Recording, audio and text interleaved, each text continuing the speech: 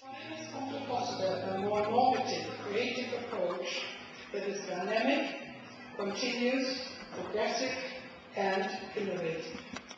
Creative government about the historical roots of Scandinavian stakeholder management, which I carried out with a colleague, and a study that was followed by Robert Strand and Matt Freeman in 2013, they have confirmed that core elements of stakeholder thinking have been in existence in Scandinavia for a long time. But of course, in many cases, people have invented things, have done things, but it's become forgotten. Now, three major aspects are central that we find in the Scandinavian historical development of business. Joint interest among stakeholders, cooperative strategic thinking, and rejection of the narrow economic focus on the firm. And this goes quite far back, so it's nothing that just happened in the last century, it's quite some time ago. The Scandinavian business model early on rejected the notion that business can be separated from moral and ethical concerns. One saw from the very beginning that the survival of any firm was common role of all stakeholders. And there's work that was done by a researcher by the name of Rundgren in 1968, who has also traced these things. Therefore, sustainability based on mutual interest ever since became a concrete core focus for all. Instead of competition, cooperation is the central motivating force which enables companies to create sustainable value over time. My own study found the following points. First of all, when it comes to Norway, the Norwegian state is hugely important politically and socio-economically.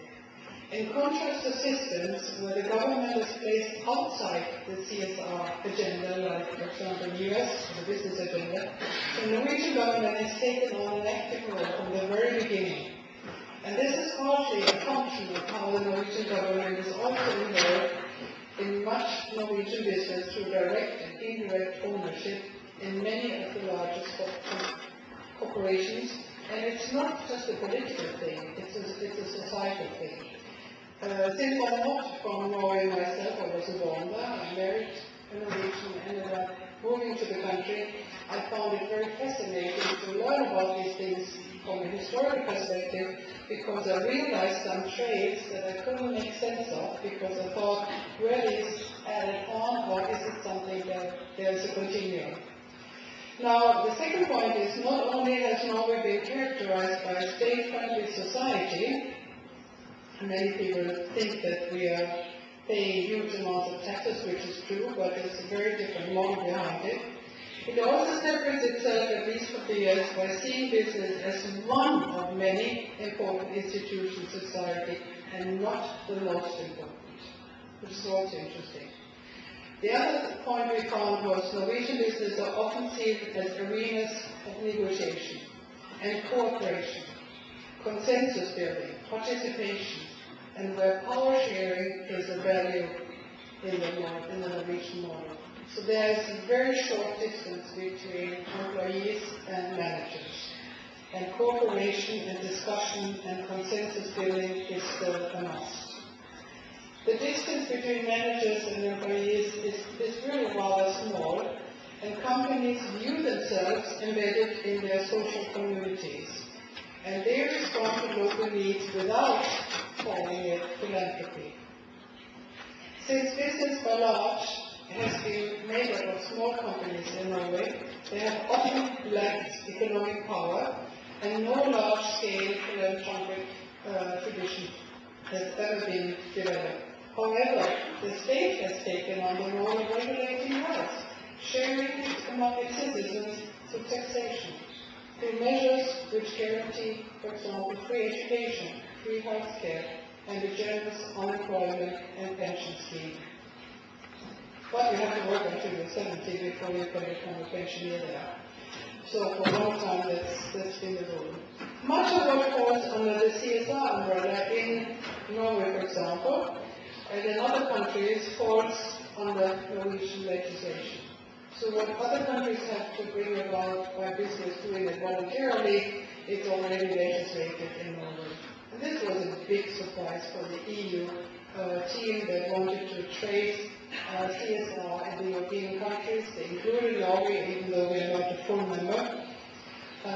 They found that we came on top, because everything was already in place through legislation. And this relates, of course, to things like workers' rights, environmental issues, working conditions, and security. Now, as a summary, let us share some thoughts about leadership, because that's the second topic. More leadership in business and a bit at the business school. I would say it's correct to say that CSR is, developing CSR is an ongoing process requiring leadership and moral conviction. So therefore, to summarize, let me show you one last slide. This one here. I could see being and doing integrated as one. And to me, ethics is the heart of leadership and is definitely essential for sustainability. Being is informed by values, emotional and reasoning capabilities, caring, visionary, proactive, innovative, and the doing part is informed by relationships with all stakeholders, wanting to achieve the best for all, the common good. Leading an organization, a small or large business, or running a business school, which I've also done, or a major international corporation, requires being and doing by the leader. And above all, cooperation with stakeholders, where ethics is an integrated part. The time of defending a moral business neutral to ethical concerns is definitely over. Business leaders who do not understand the normative core or the heart of leadership, which is being ethics, will not be able to develop sustainable business in the long run. Only with this in mind, value-creating stakeholder management is possible. Thank you very much.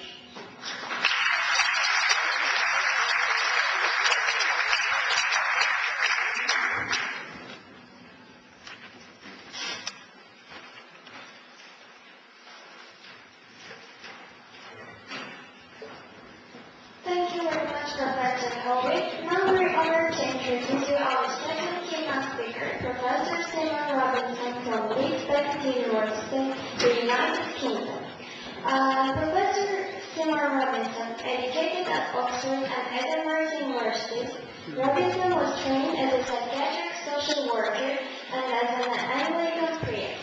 After constantly teaching and research was at Heriot-Watt University, Edinburgh University, and the University of Leeds, he joined Leeds Beckett University in 2004 as Professor of Applied and Professional Ethics. He has written and researched extensively in business ethics, corporate social responsibility, leadership, the nature and dynamics of responsibility, equality, integrity, shame and guilty, spirituality and ethics and care. Books include Agent, Moral Meaning and Pastoral Counseling, Spirituality and the Practice of Healthcare, Values in Higher Education, Spirituality, Ethics and Care, Ethics and the Alcohol Industry, Leadership Responsibility, Business Ethics in Practice, Co-Charismatic Leadership. He is the Director of Center of Governance, Leadership and Global Responsibility, Senior Editor of new well-read book series on governance, leadership and responsibility, and editor the Peter Mann series International Studies in Applied Ethics. Now we're inviting him to deliver his keynote speech.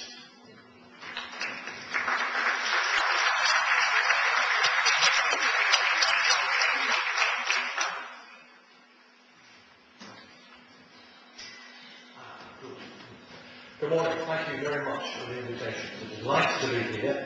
Can I say how very impressed I was when Anthony, when he was getting on the stage, for a voice without the aid of a... very impressed. Thank you, Heidi. I think many of your observations will tie in with what I want to say. First, by the way, I am not an expert in peace or peace building. The centre that I direct, however, has as its president Mervyn King, not the world famous darts player, nor the ex-president of the Bank of England, but Nelson Mandela's favourite judge, who was responsible for the 3 King reports into governance. And Mervyn is very clear that at the very heart of governance is ethics. And indeed, in his 3rd report, he talks about the use of ADR, or alternative dispute resolution techniques, even within governance organisation. Remarkable man. I must say, even if you're ever doing any work on any conferences on governance, get Mervyn to do the keynote. He's a force of nature, for sure. So that's Mervyn. ADR, it struck me that we could do this in ADR, or alternative dispute resolution techniques, in business schools. Because business schools actually are very much conflictual. There's a lot of conflict in there. And maybe some of the issues about peace and some of the issues about peace building might have a relevance to that. But that's for further consideration. I have to say that our business school, by sheer fluke, by sheer good fortune, has bought a piece of teaching kit called the Hydra. And the Hydra, many-headed, is in fact a suite of rooms in which students are given immersive learning. So they go into those rooms, different groups, boardroom, media room, etc., and they go through a whole day's event, immersing themselves into ethical dilemmas and so forth. I want to suggest that actually that's a real way forward, because it really begins to integrate all the things that I was talking about. I can then lead to good reflection. Now, where are we? It's good. How do I go through things?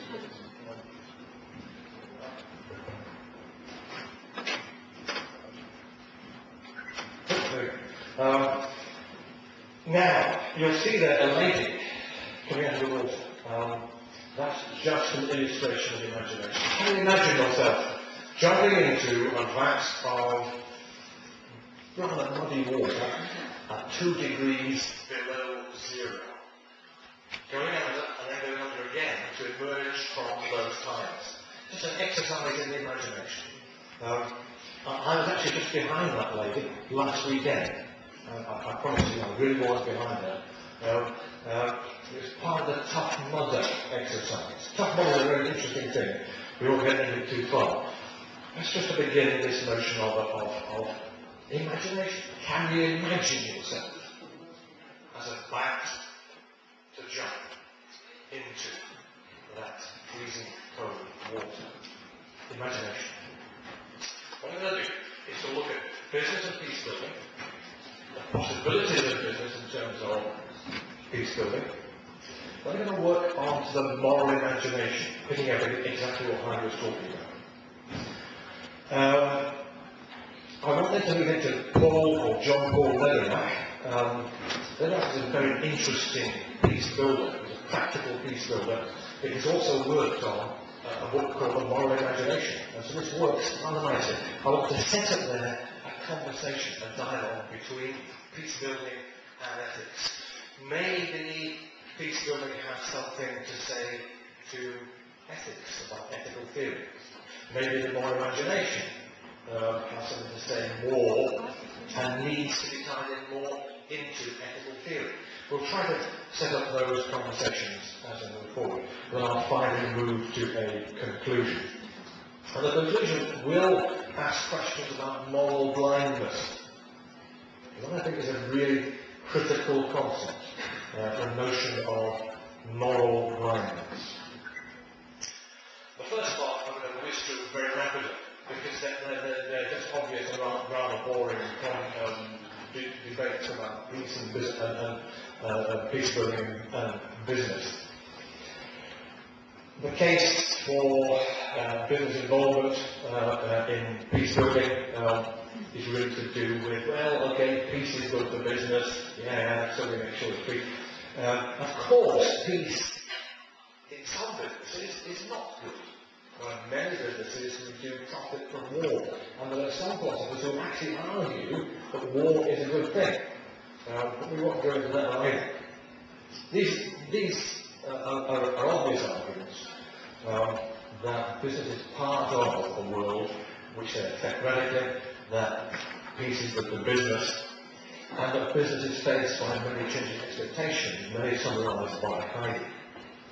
Arguments against, summarised by the CCA report of 2003, are around actually conflict resolution and peace building are too difficult. It's really very difficult. We don't have the time. We don't have the energy.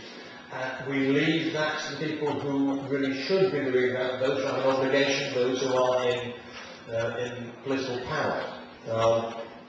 By the way, Matt Wood, can you give me a shout with 5 minutes to go? Okay? Just to make sure I'm heading there. Okay? Conflict resolution of peace building is too big and too specialised a task that requires too many additional resources. Now, of course, none of these are particularly good reasons. They're all faux rationalism, and in fact what they're doing is providing excuses for not engaging with a complex environment. Ford and others, in 2007 or 2010, when they produced a special edition of the Journal of Business Ethics, I fought back against this. And Ford in particular has tried to work through a perspective on how business might begin to relate to society, and therefore from there to the questions of peace and conflict. And he calls this the total integrity management, involving hard trust, real trust, and good trust. The hard trust is the legal stuff, the real trust is talking about building in social capital, working with stakeholders. The good trust, he says, is something even beyond there. This is about creating possibilities which goes even beyond the building of a particular function. He talks about spiritual identity and moral excellence. He argues that all three should work together and that this should be the basis of business being involved in peace building, contributing to economic development, avoiding corruption, because corruption is related to conflict, and building community in different ways. There are problems, I think, with the Ford approach, because Ford tends to assume, and he said it at various points, that if you are a good business, then you will definitely be involved in peace. Being ethically good naturally means that you will be involved in peace work and peace building. But he doesn't work that through in detail. He doesn't look at the theoretical connection between ethics and peace building. To do that, I think, needs much more work on what the responsibility of business might be, and indeed what more generally responsibility might be. There are a number of approaches to that. Professional responsibility, which suggests that all responsibility is multiple. I am both an engineer and a member of this corporation, and therefore my responsibility is both to my professional body, to my colleagues, indeed to the integrity of my professional body, and beyond that to my clients, and beyond that to future generations. As an engineer, if I build a bridge, that should be still there in 50 years' time. It's my responsibility if it is not the case. So, professional responsibility is one, then environmental responsibility, Euronax, many others focusing on this notion, which is really like accountability to the notion of being accountable to future generations, of working out this in practice. Now, of course, in relation to peace building, there's increasing evidence of the interconnection between conflict, corruption, poverty, and sustainable development. all are part of a fragile social and physical environment. And therefore all including business are responsible for the maintenance of the environment. Niger Delta is a very fine case over there. For 30 years or more, business has been part of an intractable conflict situation. All kinds of issues emerge in that. I would refer you to Hensham's very, very beautiful paper. I'm not sure it's 2015 or 2014, but it's a recent Journal of Business Ethics paper. So, in all of this, responsibility is about responding to the face of the environment, the face of future generations. And human rights, of course, obvious. Such duties and responsibilities are not prescribe how business should respond, but they do view business as an actor in society who shares responsibility for all kinds of things, including how we see that society, how we perceive that society. So a little bit of meat on those bones. The Portland Trust, a very good peace-building NGO, has summarised the kind of things that business actually does do and has been doing.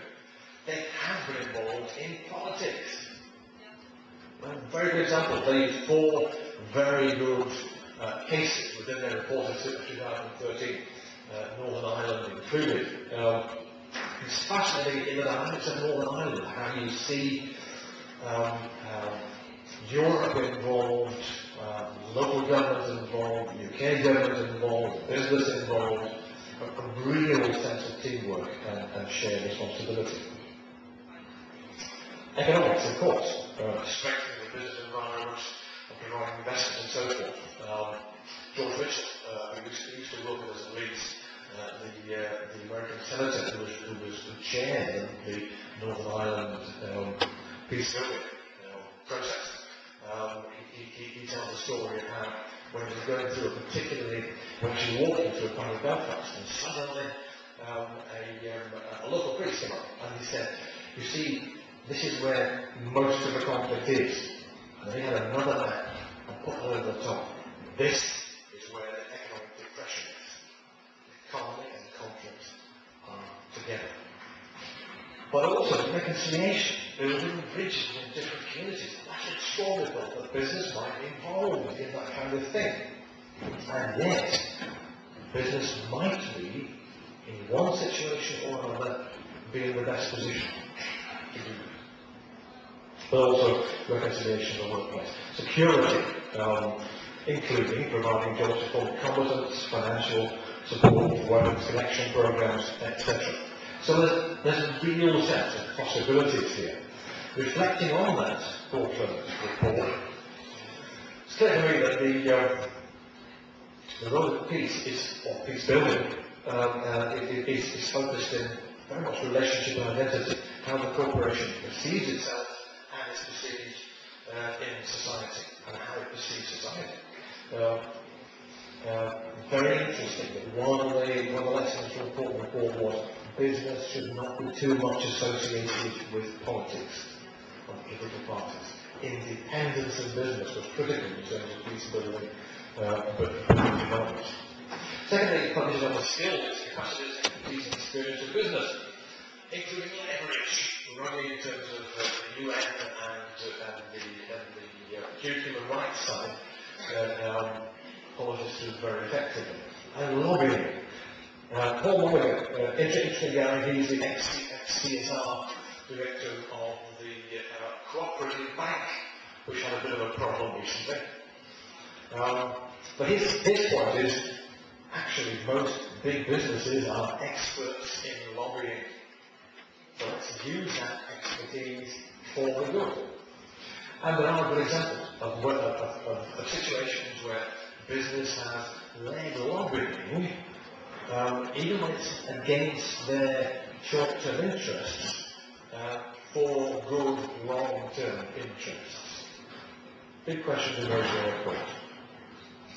But also there's a strong sense in the Portland Review or report of business engaging with the complexity of society. And negotiation of shared responsibility. Many of the examples are about focusing on possibilities through, echoing Heidi's lecture, shared creativity. There is no predetermined limitation of the role or responsibility of business. That's an interesting thought. Now, if we're talking about possibilities, then we immediately add a new perception. We immediately move into the idea of the moral imagination. Again, this was nicely teed up by the focus from Wahane is on moral deliberation. But what I want to suggest is that we need to widen that. Well, actually, we don't need to. It already is widened. This is what we do. This is how we operate. We don't sit down at one moment and say, I will now deliberate morally. It's part of our deliberation, our deliberative process.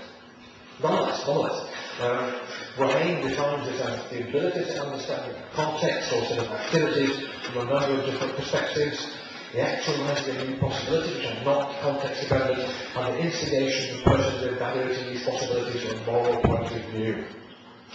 This, very recent article in 2014, deepens this analysis, suggesting at least 4 different aspects: perception, judgment, radical perspective, and moral possibilities. So we'll look at those. Briefly, perception. This is Martha Nussbaum, the great Martha Nussbaum, and Murdoch were talking before. And they see perceptions preceding any theoretical or abstract moral ideas. There's a whole discussion to be had there, and that could be the whole conference. Nonetheless, it's something about being able to apprehend the morally serious features of a situation. Beyond that, something about how we see the complex social, or perceive the complex social and physical environment. It's an important aspect of moral imagination. Best suggests it can't be there by itself because it doesn't actually give us a guide to action or reveal possibilities. Deliberation. Second, during talks about imagination as the rehearsal of the rational decision-making process. We all do that, despite Jonathan Haidt's notion that we don't actually spend time deliberating about things. We're continuously rehearsing our values, the account of our values, and decision-making, for sure. But radical moral imagination, it's fascinating. Do have a look at it. The imagined self and the imagined society. Who am I? Can I imagine myself as being part of a tough mother? Can I imagine myself as being a whistleblower? What is my identity? What about my identity enables me to begin to do something in terms of ethics? To begin to act ethically. And the basis of the moral self is socially constructed. And responsibilities are working through this identity in relationships. Moral possibilities, very important. So many of our ethical decisions assume stipulated choice. You either or. You either abort or you don't abort. You either do this or you do that. The argument in terms of moral imagination is that we're looking for something new.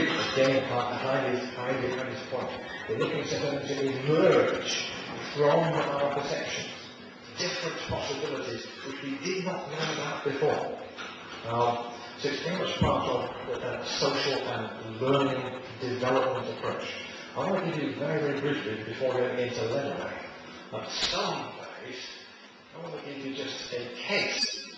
It's an interesting one, because this is something about looking at these different moral possibilities, but also being in a position, as Diamond and Ballard and others suggest, that we move into moral improvisation. We respond rapidly to the moral issues, and we begin to improvise. And this is a case from John Paul Lederer. And notice it is not a solution. This is a peace-building case. Actual case. A philosophy professor in Tajikistan was assigned by the government to try to get a Mullah warlord to enter into negotiations to end the civil war. The warlord had killed one of the professor's close friends. Although the professor had every reason to deem his mission impossible, he forged a trusting relationship with the warlord through their common interest in Sufism. They created together the possibility for peace. After many attempts at conversation about ending the violence, the warlord commander asked the professor, if I put down my weapons and go to Dushanbe with you, can you guarantee my safety and my life? The professor answered, I cannot guarantee your safety, but I can guarantee this. I will go with you side by side, and if you die, I die. And that was all that was needed in that situation. They went together, they began another part of the conversation, and continued moral conversation moved on. That was a beautiful piece of improvisation.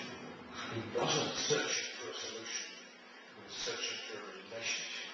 See how that relationship would take that further forward. His peace building is built in relationships. Right, okay, I need to rapidly go and move into dear old Lederach. Lederach is a really interesting chap. I urge you to read his book. It's not philosophy or theology, but it has a lot of spirituality. Spirituality and generic spirituality, awareness of the other, capacity to respond to the other, developing life meaning in terms of those relationships and so forth. He argues that conflict resolution is part of all relationships, and more imagination is necessary to transcend the circle of violence. It involves the capacity to imagine oneself in the web of relationships and enemies, the capacity to hold together complexity and ambiguity, and to avoid being caught in otherwise thinking. That's crucial. How many of our moral arguments, which we think are really about particular moral concepts, are actually about polarized thinking? Critical point. Commitment to real action. A sense of vocation, responding to the social and physical environment, which accepts the risk of engaging. And indeed, therefore says, moral imagination and moral response involves risk. It is not risk-free. I'm going to raise your hand, forgive me. How many minutes left, Mahmoud? 5. Give me 7. Okay? 10. Okay, right, okay. Any advice on 10? Yes. I assume this will be available afterwards, so you can read through the details of Lederach's contribution. But I think it's very important to say that he focuses on what he calls the web of human relations, and therefore the points at which connectivity occurs. Real focus on the connections between the different parts. Secondly, he focuses on paradoxical curiosity, holding together different truths, and from that emerging deeper truths. He's very strong on this notion of serendipity. Again, this is linked to what Hardy said. Serendipity, this was Horace Walpole discovered this term, serendipity, based upon the 3 principles of serendip, who on their travels discovered many things they didn't expect, from sagacity and wisdom and good fortune. But it was all about peripheral vision and wisdom and the combination of the two. Lederach argues for developing, in all organizations, practical platforms to nurture creativity and vocation. Creativity and action itself is part of restoring, how we restore it. Freeman's rewriting the self is really very, very good. Any creative action is an embodiment of meaning. But it's also part of that vocation, responding to the calling of society. I want to say briefly 2 things. One, Lederach has a very interesting contribution, questions that we will raise on business ethics. Firstly, that deliberation is not individual, but is essentially social. Even the individual deliberates through self-dialogue, dialogue with yourself. Second, Conceptual diplomacy involves engaging complexity and ambiguity, and it essentially leads to transformation. Is ethics essentially about transformation? Is it transformative? Is it moving forward? Is it changing people? Or is it just a solution where there is no personal engagement? It's a question mark. Netherlands modernisation is in effect given as an extended definition of peace, not just peace building. And this is peace as positive in Galton's terms, but it's fleshed out in terms of the exercise of virtue, moral, spiritual, and intellectual. It doesn't do it systematically, but it provides us with the basis for an ongoing conversation. Maybe we can begin to see the modernisation in terms of virtue ethics. Maybe we can begin to see peace in terms of that kind of dynamics and peace building. I want to just hit the headlines here. It goes through a series of virtues that can begin to be seen to be part of this, but its core community in terms of virtue ethics is beyond the community. It's about inter-community narrative. It's about working between organisations. And for all that, we need what might be deemed to be spiritual, forgive the use of the word, but again, generic spirituality, stillness, humility, and so forth, but also moral virtue. And they're all tied together. You can see how that might be really well. I want to especially stress hope. Hope in terms of business, or rather in terms of peace building, is critical. But the nature of hope is fascinating.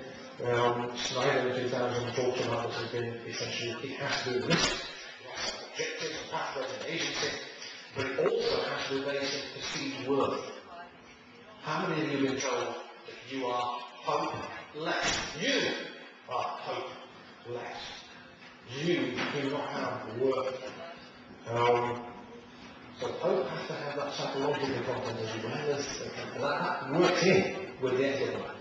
But also has to engage scientific values and narratives. And then the next framework of narrative dialogue engages both the past and the present and the related values in order to imagine the future. Exercising wisdom, I argue, is exactly at the heart of that. Okay, I'm almost finished. Two slides to go. Vision. We heard about vision. How many businesses is there who work with where they've got their vision statement? What does it mean? Have they worked it through? What is a visionary statement? What is visionary ethics? I love Yeats's notion of in dreams begin responsibility. Okay, dreams are a problem, Freud, etc., etc., etc. However, if we look at the dream in that picture, this tells us something about vision. And just ask you to imagine yourself right there in 1963. Right there, and behind you is Abraham Lincoln, set in stone. In front of you is 20,000 people. And Martin Luther King was asked to not improvise. He was asked to read a prepared script so that there would not be a crowd reaction. And as he began to read the script and work it through, a soldier who was slightly older than King nudged him.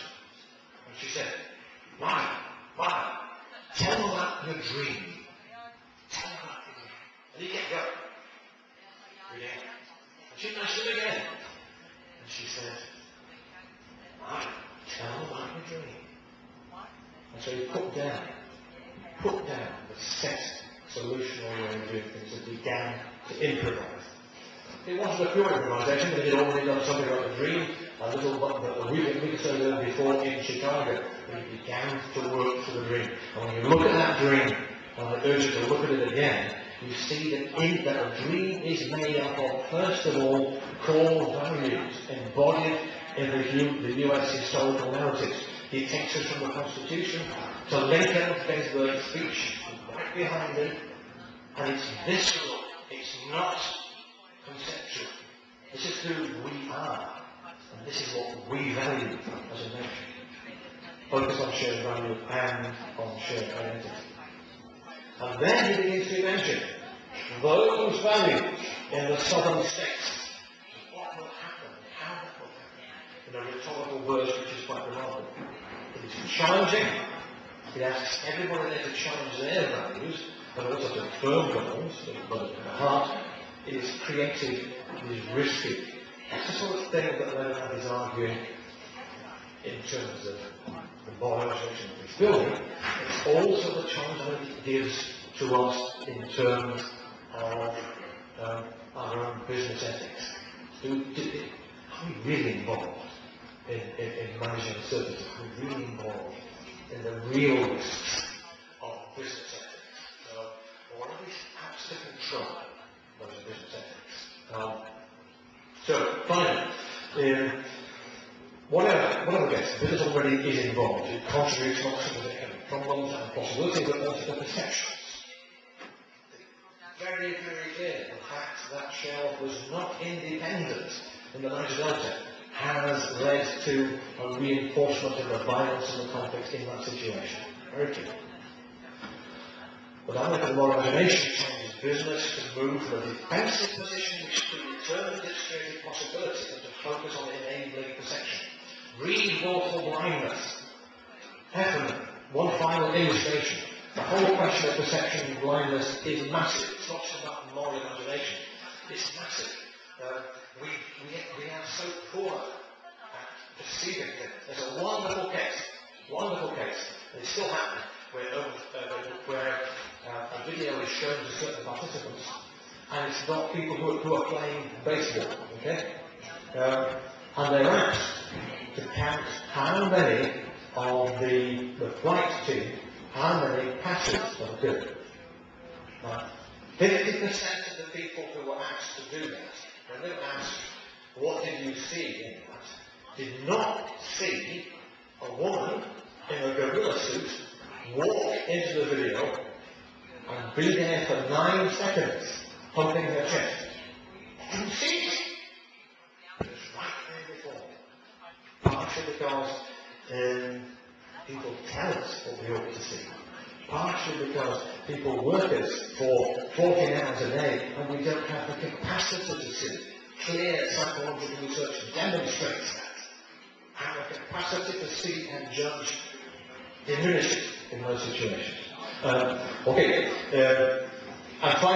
I think the crucial point which Leonard challenges us with is the ability to distinguish complication, which business doesn't want, from complexity.